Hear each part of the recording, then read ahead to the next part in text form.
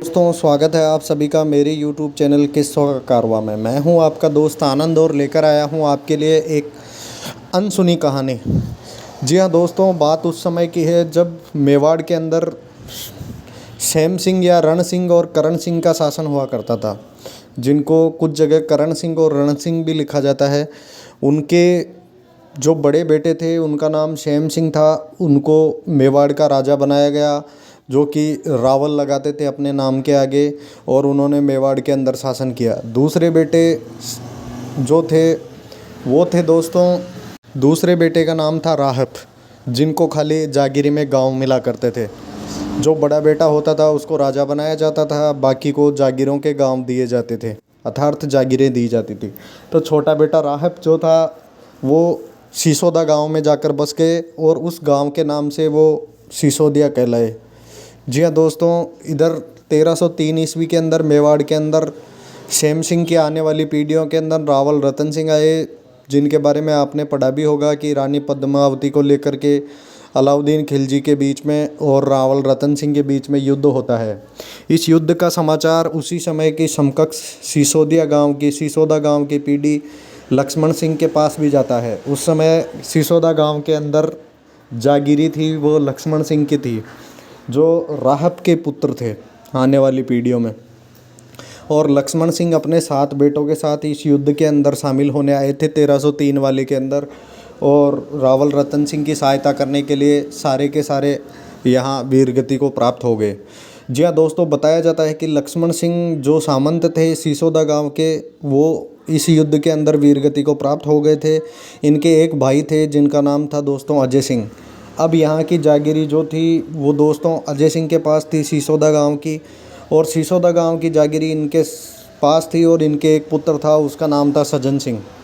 बताया जाता है कि इस युद्ध के पहले जब लक्ष्मण सिंह इस गांव के सामंत हुआ करते थे तो उनके एक पुत्र था जिसका बड़े पुत्र का नाम हरि सिंह था। हरि सिंह चूँकि सिसोदा गांव के राजकुमार थे तो उन्हें शिकार खेलने का शौक़ था। बताया जाता है कि वो शिकार खेलने अपने दोस्तों के साथ जंगल में गए, और शिकार खेलने के लिए उस समय उत्तम शिकार माना जाता था वो जंगली सूअर का माना जाता था, और जंगली सूअर का शिकार बहुत अच्छा माना जाता था। एक अन्यतम श्रेष्ठतम प्रकार की योग्यता सिद्ध करता था अपने आप में। कारण यह है क्योंकि जंगली सूअर के एक दांत आता था, बताया जाता है कि वो दांत से घोड़े को भी उठा करके पलटा सकता था, इतनी ताकत जंगली सूअर में हुआ करती थी। और तो और भाले की लगने के बाद में भी, तलवारों के लगने के बाद भी वो काबू में नहीं आता था और निकल जाता था। इस प्रकार राजकुमार हरि सिंह शिकार खेलने के लिए गए, जो कि लक्ष्मण सिंह सिसोदा के पुत्र थे, और शिकार खेलने के लिए गए तो बताया जाता है कि एक जंगली सूअर उनको दिखा और वो जंगल के अंदर शिकार खेलने के लिए गए। तो दोस्तों वो शिकार के पीछे लग जाते हैं, और इसी समय हरि सिंह के दोस्त को एक लड़की दिखती है जिसके हाथ में भैंस बंधी हुई रस्सी होती है और भैंस को पानी पिलाने के लिए जा रही होती है। उनमें से उनके दोस्तों में से किसी एक ने लड़की को छेड़ दिया। अब लड़की को साहब आया गुस्सा। लड़की ने वो रस्सी इस तरह से फेंकी कि वो घोड़े के पैर में उलझ के घोड़े को गिरा दिया, और राजकुमार के साथ जो दोस्त थे वो भी नीचे गिर गए। इतनी देर में हरि सिंह और बाकी दोस्त भी उनके पास पहुंचे, और उन्होंने बोला कि कुछ नहीं हुआ, खड़े हो जाओ, ऐसे करके मामला शांत किया और आगे निकले। अब बताया जाता है कि जंगल के अंदर शिकार खेलते खेलते वो सूअर के पीछे भागते भागते, अब सूअर को भाले की नोक लगी हरि सिंह की। अब हरि सिंह को ऐसे हो गया कि अपना शिकार है ये तो, और वो जो सूअर था वो उस लड़की के खेत में घुस गया। अब हरि सिंह जी उसके पीछे पीछे खेत की तरफ जाने लगे तो लड़की ने हरि सिंह को रोका। अब चूँकि सिसोदा के राजकुमार थे, लड़की ने सीधा रोक दिया, तो उन्होंने बोला कि क्यों, क्या हुआ? बोले मेरा शिकार इसके अंदर चला गया, मैं इसको निकालना चाहता हूँ। अब लड़की ने बोला तुम अगर घोड़े लेके इसके अंदर जाओगे तो पूरी फसल ख़राब हो जाएगी, तुम यहीं ठहरो, मैं ला के देती हूँ तुम्हारे को शिकार। अब राजकुमार हरि सिंह सोच में पड़ गए, एक साधारण लड़की कैसे सूअर का शिकार करेगी, वो भी जंगली सूअर। उसने बोला अरे तू डट तो सही, मैं ला के देती हूँ तेरे को। इतनी देर के अंदर लड़की उस सूअर को पकड़ के और हरि सिंह के सामने में ला करके देती है, और हरि सिंह वहाँ पे फिदा हो जाते हैं, और लड़की को बोलते हैं कि जो शिकार करना है आया था आदमी वो खुद शिकार हो गया उस लड़की का, और लड़की को ऑफ़र देते हैं शादी करने की।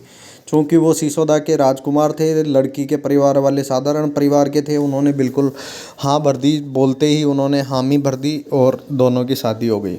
अब चूँकि हरि सिंह राजकुमार थे लेकिन अपने पिता से बहुत डरते थे, इसलिए उन्होंने उनको बताया नहीं और उसके लिए एक अपने पड़ोस के गांव में उनका महल बना हुआ था, उस रानी को अपने घर से दूर रखने लग गए और हरि सिंह बराबर उससे मिलने के लिए जाया करते थे। और बताया जाता है कि कुछ टाइम बाद उनको एक पुत्र प्राप्ति होती है जिसका नाम हमीर होता है, और ये हमीर वही हमीर है दोस्तों जिसके नाम से राणा शाखा में हमीर के नाम से बहुत सारे किस्से प्रचलित हैं। वो प्रतापी राजा हुए थे मेवाड़ के हमीर सिंह, और ये हमीर वही है। इस समय दोस्तों बताया जाता है कि जब हमीर के पिता हरि सिंह जी 1303 वाले युद्ध के अंदर मेवाड़ वाला जो अलाउद्दीन खिलजी के साथ हुआ था, रावल रतन सिंह सामने थे, उस युद्ध के अंदर सारे वीरगति को प्राप्त हो जाते हैं।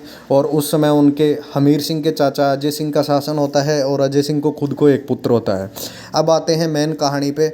अब दोस्तों बताया जाता है कि सिसोदा के अंदर चोरी डकैती और धड़ाइती होने लगी तो उन्होंने अपने पुत्र सज्जन सिंह को भेजा, लेकिन सज्जन सिंह से वो चोरी काबू में नहीं आई।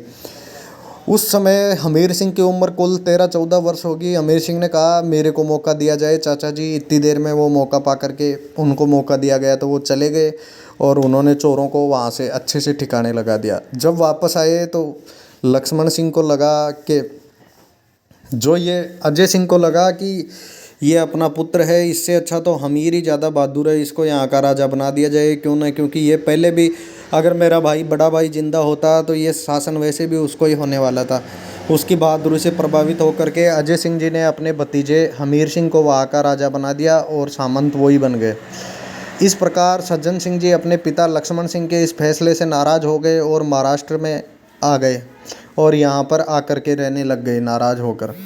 बताया जाता है कि उन्हीं सज्जन सिंह जी की 18वीं पीढ़ी के अंदर शिवाजी महाराज का जन्म हुआ और वो महाराष्ट्र के अंदर अपनी रियासतें स्थापित करने में जुट गए।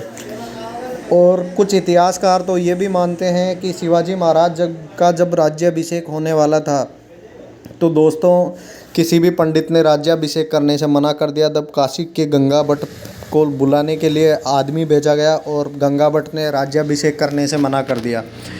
काशी के पंडित गंगा भट्ट बोले कि मेरे को ये जब राजा है ही नहीं तो इनके वंशावली ला करके दो, अगर ये वास्तव में किसी राजवंश से संबंधित हैं तो मैं इनका राज्याभिषेक सहर्ष कर दूंगा। उसके बाद बताया जाता है कि शिवाजी के 2 आदमी इधर भी गए थे राजस्थान के अंदर, आमेर और मेवाड़ रियासत के वंशावली को भी उन्होंने देखा तो उससे पता चला कि वो अजय सिंह सिसोदिया जो सिसोदा ग्राम में थे उनकी ही पीढ़ी के अंदर हुए। और सज्जन सिंह जी जो आगे चल कर के उनके 18वीं पीढ़ी के अंदर शिवाजी महाराज को जो साक्ष्य चाहिए था वंशावली का, वो जब गंगाधर पंडित को दिया तब जा कर के उसने शिवाजी महाराज का राज्याभिषेक बड़े अच्छे तरीके से किया। और इसके बारे में एक और एपिसोड हम लेकर के आएंगे पार्ट 2। उसके बारे में हम एक अरविंद सिंह सिसोदिया के ब्लॉग से हम आपको ये चीज़ बताएंगे कि कैसे आगे कौन सी पीढ़ी के अंदर। राजस्थान के इतिहास में दोस्तों इतना और लिखा हुआ है कि शिवाजी के पुत्र संभाजी राजा बनते हैं, संभाजी के बाद साहू जी राजा बनते हैं।